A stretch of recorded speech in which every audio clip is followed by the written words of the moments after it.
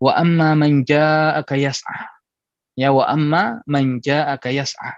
Dan adapun orang yang datang kepadamu dengan yas'a, bersegera, ya untuk mendapatkan pengajaran. Bayangkan Allah ulang lagi dengan menggunakan kata ja'aka. Kalau tadi an ja'ahul a'ma, ini wa amma man ja'aka yas'a. Ternyata datangnya masih menggunakan kata ja'a dan yas'a, bersegera. Dan kata yas'a juga bisa artinya, ya artinya berusaha.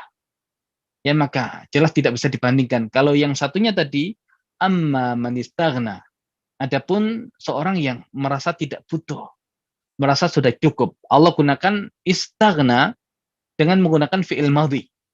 Ya, dan fi'il madhi itu artinya untuk sesuatu yang terjadi di masa lampau. Adapun orang yang sudah merasa tidak butuh. Jadi perasaan tidak butuh yang ada pada tokoh-tokoh Mekah itu adalah perasaan tidak butuh yang sudah ada sejak lama. Dan kalau Allah gunakan fi'il madhi, ya biasa untuk menunjukkan tentang sesuatu yang sudah terjadi sejak lama. Atau kemungkinan yang lain, di kemudian hari pun mereka pasti istaghna, pasti. Ya makanya fi'il madhi untuk sesuatu yang belum terjadi itu nanti digunakan untuk sesuatu yang bersifat pasti. Idza waqa'atil waqi'ah, apabila telah terjadi al-waqi'ah, peristiwa yang besar. Sudah terjadi belum? Belum. Tapi pasti akan terjadi. Idza syamsu kuwirat, ketika matahari digulung. Kuwirat, telah digulung. Sudah digulung belum? Belum. Kapan? Nanti. Dan kenapa Allah gunakan fi'il madhi? Untuk menunjukkan kepastian. Nah, maka bagi orang-orang yang sudah bisa hampir dipastikan, mereka bukan orang-orang yang serius dalam belajar, sudah. Jangan kemudian kita mencurahkan perhatian kita pada mereka.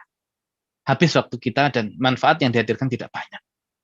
Ya, tapi kalau seorang yang datang sendirian, ya mungkin punya keterbatasan fisik ataupun yang lain, tapi kalau datangnya itu ya dengan yas'a, dengan bersegera, dengan usaha, maka harusnya orang-orang yang seperti ini yang punya perhatian lebih, ya didahulukan daripada orang-orang yang lain.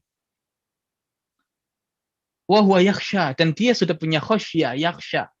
Dikatakan yas'a menggunakan fi'il mudhari'. Berarti sesuatu yang bersifat terus-menerus. Ya jadi seorang yang buta ini yang semangat belajar luar biasa. Ya, datang kepada Muhammad untuk mengambil pelajaran, untuk mentazkiyah dirinya, dan dia pun ketika datang itu yas'a. Ya, berusaha, bersegera, dan itu Allah gambarkan dengan menggunakan fi'il mudhari', artinya semangatnya ini semangat yang terjaga. Ya, semangat yang bersifat terus-menerus. Yas'a, dan ini yang perlu kita pelajari. Ya, sahabat yang mulia dengan kondisi yang serba kekurangan, ya tapi urusan kebenaran. Ya, urusan ilmu tidak mau kemudian menjadi orang-orang yang malas. Tapi harus menjadi orang-orang yang punya semangat tinggi, yang terus mendatangi seorang guru untuk diberikan pengajaran dan untuk disucikan jiwanya. Wa huwa yakhsha, dan dia punya khasyah. Dan yakhsyanya pun Allah gunakan fi'il mudhari'.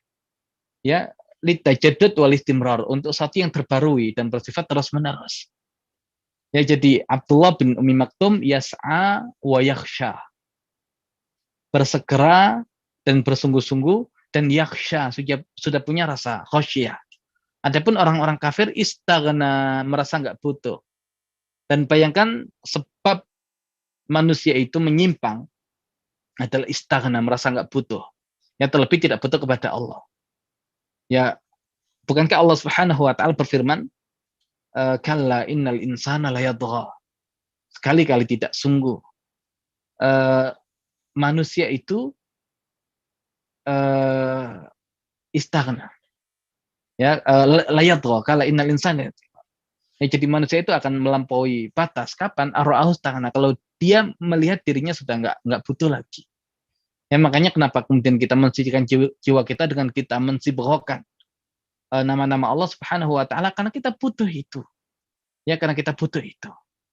Ya, dan kenapa kemudian kita selalu berusaha zikir kepada Allah Subhanahu wa taala. Ya, kita butuh itu. Ya, kita butuh itu. Makanya ulama mengatakan di dalam jiwa manusia itu ada rongga. Yang rongga itu tidak bisa ditutup dengan apapun, tidak dengan harta, tidak dengan kedudukan, tidak dengan popularitas. Tapi rongga yang ada dalam jiwanya itu hanya tertutup dengan ilmu.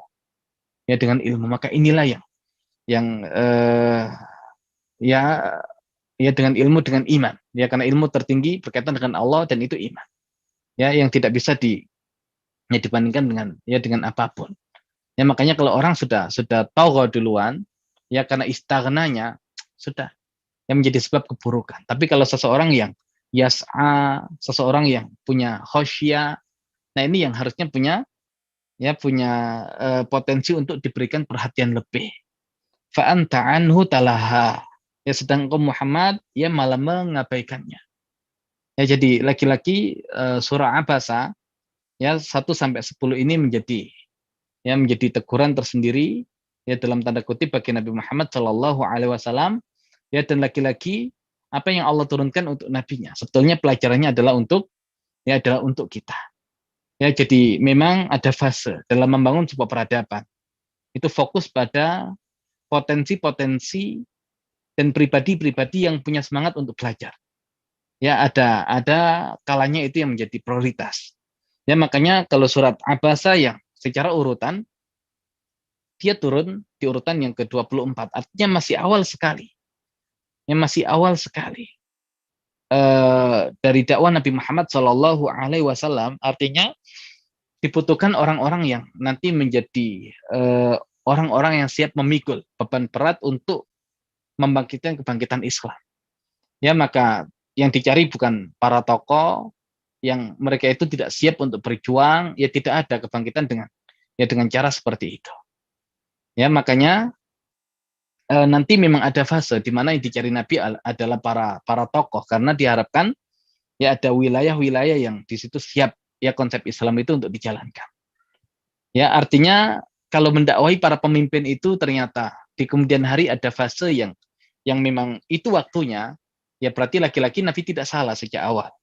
Ya, tapi Allah ingin mengatakan tidak dibandingkan dengan ya seorang yang punya semangat luar biasa seperti Abdullah bin Umi Maktum, dan tidak sekarang waktunya Muhammad, tidak sekarang. Ya, makanya kalau kita mengkaji sirah nabawiyah di awal dakwah Islam itu fokus Nabi ya kepada orang-orang yang punya semangat luar biasa dan kesungguhan dalam belajar. Inilah ya batu bata peradaban Islam. Ya, makanya yang dicari oleh Nabi di awal dakwah Islam adalah orang-orang yang punya potensi kebaikan di kemudian hari. Orang-orang yang punya jiwa pembelajar. Ya, karena wahyu pertama adalah Iqra, bacalah, maka mustahil kita mengembalikan kebangkitan Islam ya kalau di antara kita tidak semangat membaca, ya tidak semangat bertalabul ilm. Ya, dan ya kita di Al-Fatih ya dengan kutab dan semua yang ada di bawahnya. Ya bersyukur, ya berharap agar Allah Subhanahu wa taala menjadikan kita adalah generasi awal yang punya andil ya dalam menghadirkan kebesaran Islam. Ya, namun syaratnya ya adalah kita menjadi orang-orang yang punya semangat seperti semangatnya Abdullah bin Umi Maktum. Ya, Abdullah bin Umi Maktum. Ya, dengan semua keterbatasannya tidak menghalangi beliau untuk datang kepada Nabi. Ya, sampai Allah gambarkan ja'ah. Dan memang datangnya tidak untuk kepentingan yang lain. Memang datang untuk duduk bertemu Nabi, belajar kepada Nabi. Nah, generasi seperti inilah yang berhak punya kesempatan khusus yang mendapatkan perhatian dari seorang guru yang dalam hal ini adalah Nabi Muhammad Shallallahu alaihi wasallam. Adapun para pemuka itu ya kalau mereka itu dijadikan sebagai batu bata awal ya peradaban Islam, yang ada adalah semangat transaksi. Apa yang bisa Islam berikan untuk kita? Ya, makanya kalau kemudian Islam tidak bisa memberikan sesuatu yang bermanfaat bagi kita, ya dan bahkan bisa menghilangkan potensi harta kita, kedudukan kita, bisnis kita, ya mereka tidak mau menerima kebenaran Islam. Ya, makanya lagi-lagi dalam bangun peradaban jangan pernah ada ya transaksi apa yang bisa kita dapatkan. Ya, bukan itu. Apa yang kita berikan, bukan apa yang bisa kita ambil. Ya, bukan apa yang bisa kita ambil. Makanya semangat inilah yang mari kita hadirkan ya khususnya para ummahat yang ada di Depok ya sebagai pusat dari kutab-kutab yang ada di seluruh Indonesia. Ya, tunjukkan Ya bahwasanya antuna semua adalah orang-orang yang punya semangat seperti Abdullah bin Umi Maktum, ya sehingga kalianlah yang kemudian ya punya hak untuk diberikan perhatian lebih, ya diberikan pengajaran secara khusus. Ya kenapa? Karena akan menjadi batu bata yang menopang ya bangunan peradaban Islam yang tinggi menjulang. Ya bukan orang-orang yang kemudian transaksional. Apa yang bisa kita dapatkan kalau kita ya bergabung dengan Al-Fatih ini? Ya tidak semangat seperti itu yang dimunculkan. Ya inilah yang menjadi fokus Nabi.